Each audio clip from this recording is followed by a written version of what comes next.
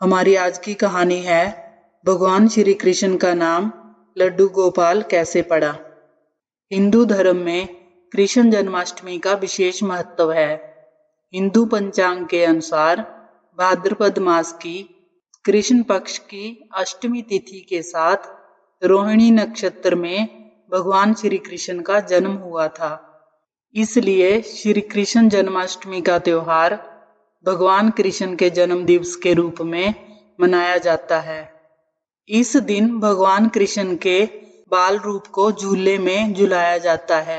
श्री कृष्ण जन्माष्टमी के 6 दिन बाद लड्डू गोपाल की छठी मनाई जाती है। छठी के दिन लड्डू गोपाल की विधि पूर्वक पूजा की जाती है। उन्हें स्नान आदि कराकर साफ वस्त्र पहनाए जाते हैं और उन्हें माखन मिश्री का भोग लगाया जाता है। इस दिन लड्डू गोपाल का नामकरण भी किया जाता है। कहते हैं कि श्री कृष्ण को कई नामों से जाना जाता है। ठाकुर जी, कान्हा जी, लड्डू गोपाल, नंदलाल, देवकी नंदन आदि कई नाम हैं। छठी के दिन इनमें से कोई एक नाम रखा जाता है और उन्हें उसी नाम से पुकारा जाता है। भगवान श्री कृष्ण का नाम लड्डू गोपाल कैसे पड़ा, इसके पीछे एक कथा प्रचलित है।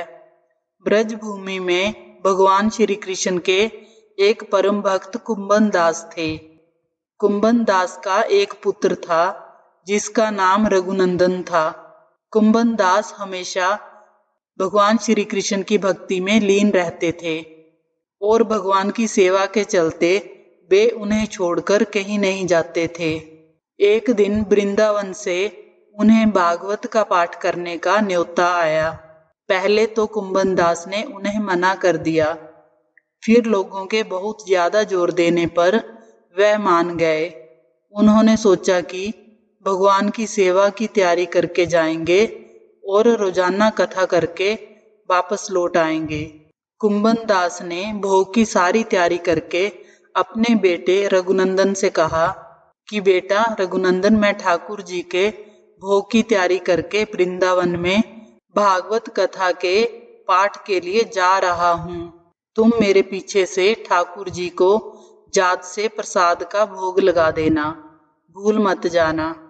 रघुनंदन ने कहा कि ठीक है पिताजी, मैं जात से ठाकुर जी को भोग लगा दूंगा। उसके बाद कुंभन दास भागवत पाठ के लिए वृंदावन चले गए। रघुनंदन ने भोजन की थाली ठाकुर जी के आगे रखी और उनसे भोग लगाने का आग्रह किया। रघुनंदन ने कहा कि ठाकुर जी, ये रही आपकी भोजन की थाली, जल्दी जल्दी आप भोजन कर लो, फिर मैं भी खा लूंगा। रघुनंदन के बाल मन में यह छवि थी कि ठाकुर जी अपने हाथ से खाएंगे, लेकिन ऐसा नहीं हुआ।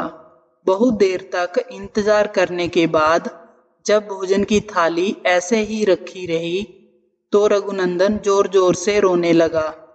दुखी होकर उसने ठाकुर जी को पुकारा कि ठाकुर जी आओ और भोग लगाओ। मैं कब से भोजन की थाली लिए बैठा हूँ, देखो मैं भी भूखा हूँ। जब तक आप भोजन नहीं करेंगे मैं भी भोजन नहीं करूंगा। बहुत देर तक रघुनंदन भूखा प्यासा ठाकुर जी की मूर्ति के पास बैठा रहा। रघुनंदन की करुण पुकार सुनकर ठाकुर जी को आना ही पड़ा और वे एक छोटे से बालक का रूप बनाकर भोजन करने बैठ गए। तब रघुनंदन ने भी खुशी खुशी भोजन किया। कुंभन दास ने घर आकर रघुनंदन से प्रसाद मांगा। कुंभन दास ने कहा, बेटा रघुनंदन, लाओ ठाकुर जी के भोग में से प्रसाद मुझे भी दो। रघुनंदन ने कहा, पिताजी, प्रसाद तो ठाकुर जी ने खा लिया। कुंभन दास बोले, ठीक है, ये तो बहुत बढ़िया बात है। कुंभन दास को लगा कि रघुनंदन को बहुत भूख लगी होगी तो वही सारा भोजन खा गया होगा। अब तो ये रोज की कहानी हो गई थी। कुंभन दास लौटकर जब भी रघुनंदन से प्रसाद मांगते तो वह यही उत्तर देता था। अब कुंभन दास को शक होने लगा तो उन्होंने एक दिन लड्डू बनाकर थाली में रखे और छुपकर देखने लगे कि रघुनंदन क्या करता है। रघुनंदन ने लड्डू की थाली ठाकुर जी के आगे रखी। तभी ठाकुर जी ने बालक का रूप धारण किया और लड्डू खाने लगे। कुंभन दास यह सब छिपकर देख रहा था। कुंभन दास भागते हुए आए और प्रभु के चरणों में गिरकर विनती करने लगे। उस समय लड्डू गोपाल के एक हाथ में लड्डू था और दूसरे हाथ का लड्डू उनके मुंह में जाने ही वाला था, लेकिन इतने में वह जड़ हो गए। इसके बाद से ही उनके इस रूप की पूजा की जाने लगी और उन्हें लड्डू गोपाल कहा जाने लगा। कहा जाता है कि जन्माष्टमी के छठी के दिन इस कथा का पाठ करने से भगवान श्री कृष्ण प्रसन्न होते हैं और भक्तों की सभी मनोकामनाएं पूर्ण करते हैं।